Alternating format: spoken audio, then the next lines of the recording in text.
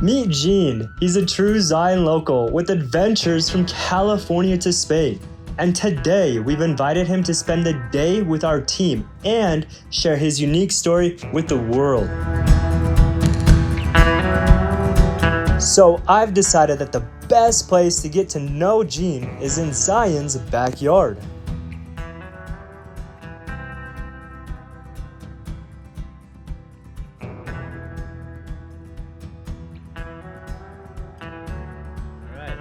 Well, welcome to Zion White Bison. We're glad to have you, Gene. Glad to be here. So, Gene, where were you born and where are you from? I was born in Reno, Nevada, and lived on a cattle ranch in Northern California until I was about 15. Moved down here. Been in the area on and off ever since. What was it like living out there? So as far as where we were, it wasn't a lot different from here. It was a pretty rural community. Our ranch, our closest neighbor was about 2 miles away. My high school was 60. You could either study or you could become a really good poker player. Which one did you pick? Poker, of course. And you lived there in California? Yeah, we lived there till I was 15. I started working for a neighboring farm at 13, so I moved away from home and I'd work. Cattle prices went down. My dad had a bad back, so we moved down here. He went to work for the Park Service as a historian and a interpretive ranger up there. As a kid, I just lived here and enjoyed what this area has to offer. So, yeah, I just worked, went to school. When I got out of school, I went to work for Zion National Park. It was hosting, so I went to work for one of the hotshot crews that was at the time hosted in Zion. So, in the fire world. In the firefighting world, there's two different kinds of hotshot crews. There are Forest Service hotshot crews and there are Park Service hotshot crews. We did quite a few in Idaho, some in Utah. I think we did one in Nevada, but most of them we traveled. So our first fire was in Arizona. We fought fire in Tok, Alaska, and we fought fire in Okefenokee Swamp in Georgia. They called us down to Payson, Arizona. And I can't remember the name of the forest down there, but a national forest, but they called us down there. But it was a massive fire, and we were doing what they call backburn. It's where you dig a line into deep dark brown dirt, and then you light a fire on the fire side, and it backs into the wind slowly. And as the fire comes forward, it burns everything up, and then there's no more fire. We took part of the crew, and we headed up the hill, and then they had no safety area. And as it came close to us, we ended up having to go through area that was still burning. It was pretty heinous. We had 4 hours of sleep a night for 2 weeks. That was all we were getting. I think we hit the line at 6 a.m. The fire blew out at 2:30. That was on June 26, 1990. It's called the Dude Fire. And it blew across the line then, but we were trapped for 3 hours. They couldn't get into us because all the roads and everything were burned up. It burned up a subdivision of like 47 homes, along with the propane tanks and all the animals and everything, just burned it all. But that was my first fire. My first fire I'd ever been on yet. That's intense. It was pretty scary. Yeah. But then after that, it was a piece of cake. The rest of the summer was great. So, after I came back from my mission, I got married in St. George, and my wife and I were here for a couple years. Then we moved back up to Reno. While we were there, I worked a bunch of different places. I had started doing small businesses on the side when I was doing IT work. I'd work small business on the side. A friend came to me and said, "Hey, do you want to manage our business?" So my family moved out to Kansas. Then their HR guy left, and they found out that I had managed companies, so they made me an HR director. Then the opportunity came to come down here, and my old scout leader here in Virgin used to say, he knew that my dad and I had always had a dream to run a butcher shop. Oh, yeah. So he just called me, "Hey, there's a butcher shop opportunity." I'm like, So that's what you... So then he finally convinced me, and I came down and looked at it, and it was a massive pay cut, but I came down, and that's what I'm doing now. So You like what you do? Oh, I love it. Yeah. Wow.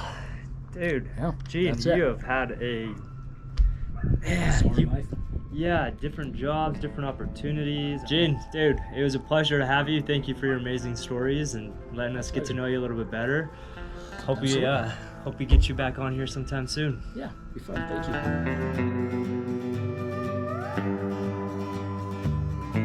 you. Got any interesting stories of your own?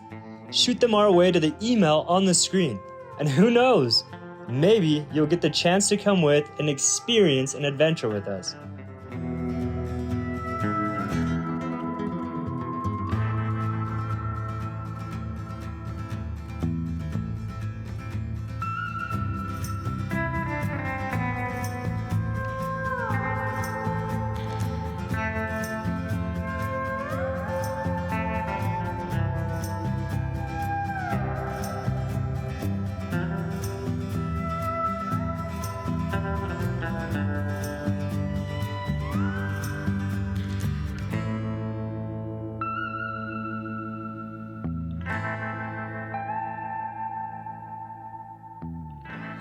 Well, hey, Gene, how's it going? I guess we're going hiking together today, huh? That's what I hear. Awesome. You ready for this? I hope so, yeah. Well, I'm excited to chat a little bit. So you say you grew up in Virgin, huh? I did, yeah. Awesome. So you have a lot of experience hanging out in the park as a kid. Yeah, we ran around a bit. Yeah, I mean, we're here at the tunnel. So did you ever go tunnel running? Whenever I talk to locals, Absolutely. That's kind of the big thing. Absolutely. So you did, huh? Wish we still could. Yeah. What was the thing to do with your girlfriend in high school? That was my favorite date for sure.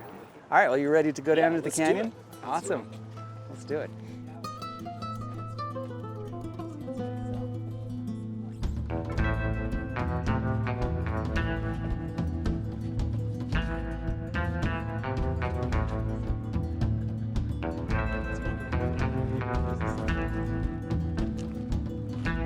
So what are your favorite hikes here in the park? Well, we really liked Lady Mountain just because it was, you know, at the time not a hike. I've heard they've since redone it. But I mean, it's really still not a hike. not much. Yeah, we'd hike up that, and there was a section of cliff that had slid out. So there's, I don't know, it was probably 6-7 feet wide that you had to jump across.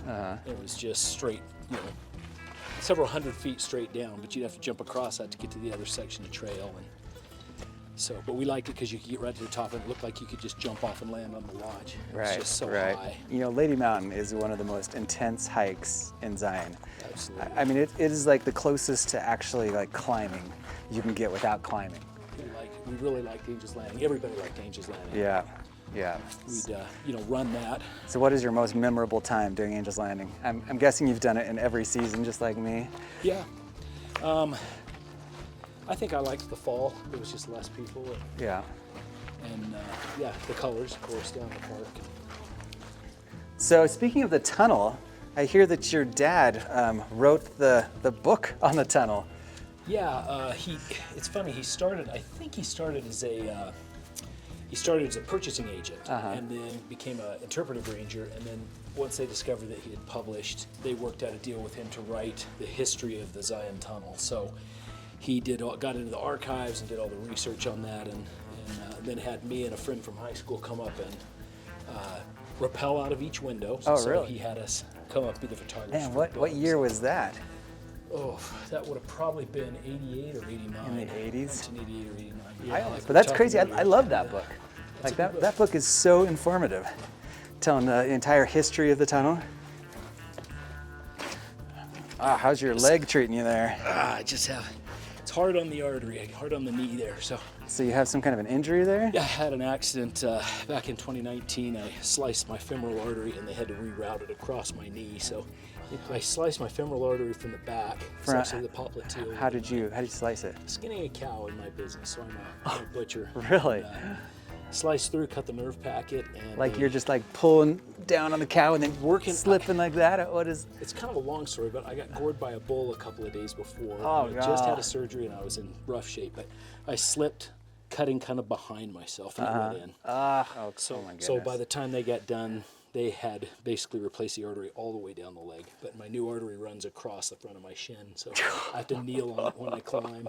That is so crazy. Manly scar. No, it's one of many. It goes clear up. My legs are pretty ashy. Oh man, look at that. There's like 3 So I've got inside and scars outside. on both sides. And Holy it's up cow, on the that here is a as war well. wound, man. But that's my femoral artery running across the front. So anytime I want to check my pulse, I just... So instead of running inside, they kind of rerouted it. It runs and then you behind the still leg have normally, and it fails at about 10 years. So in 10 years, they told me I have a choice. I can get a cadaver artery or a cow artery. And since I'm a butcher, I'm like, I'm getting a cow artery. I love that. So you can always say, you are what you eat. That's right. I am what I work on. So it's their revenge back on me. That's awesome. So you mentioned you moved away from Virgin and then you came back to be a butcher, I'm guessing, you said? Yeah, so I grew up on a cattle ranch. My father and I both wanted to start a butcher shop. We talked about it for years. We'd toss it back and forth, but one of us was always occupied. We had just finished talking about retirement at my place of work in Reno. And I thought maybe I ought to do that before I get too old. So I called So him had you back. worked as a butcher in Reno? No, I'd done a lot of, wild game and things like that on my own, but I'd never done it. Right. I thought I'm not going to be able to do this when I get to the age that I could retire. Why am I wasting my time doing things I don't like doing? So we talked and we decided we wanted our kids to be raised in a more rural area. This would be an opportunity to do a dream before I got too old. So we sold our home, quit the job there, took a 2/3 pay cut and moved down and did something that I love. So I started my own shop in 2019, right after I recuperated. I'd been doing a little bit of side work before, but I opened up my first shop then. And All right, so Gene, we're getting close to the end of our hike here. So you say you've gone from living in California to Virgin, then to Kansas and back to Reno and then back to Virgin again, right? kind of all over, yeah. Yeah. Well, that's a pretty full life as opposed to going out and working and just wasting your life doing things that aren't so important to you. That's right. That's right. There's always more money to be made, but you can't replace the things that you could have done with money. So. Right.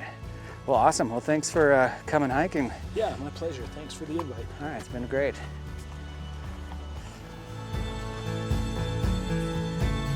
And with that, our day with Gene has come to a close. Thank you so much for watching, and we'll see you next time on Zion Made.